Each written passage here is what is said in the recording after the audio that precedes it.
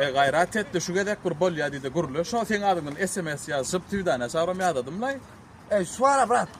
Birce şert bilen mi? Näme şertiň? Normal olsa söýüşip bol ya. Soýuzmy? Şo mu kara için lan?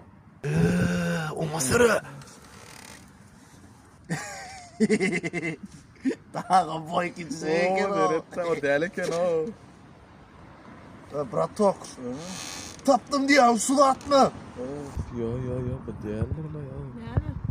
Yo işte. Hemen verir ki. Yo. Problemi var mı? Yo problemi yo. Volvo bilmez. Allah canı var adam. Gıydırak geleme. Otursana o gel ya hazır dedim ha.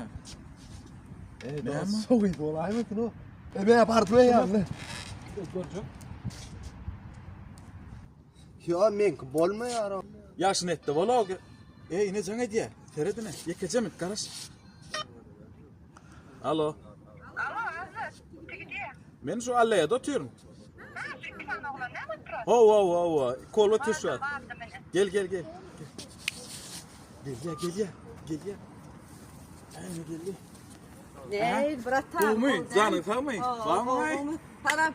İşte. Tişani. Bu mu? Oo, haysin razı. Sen azı mı?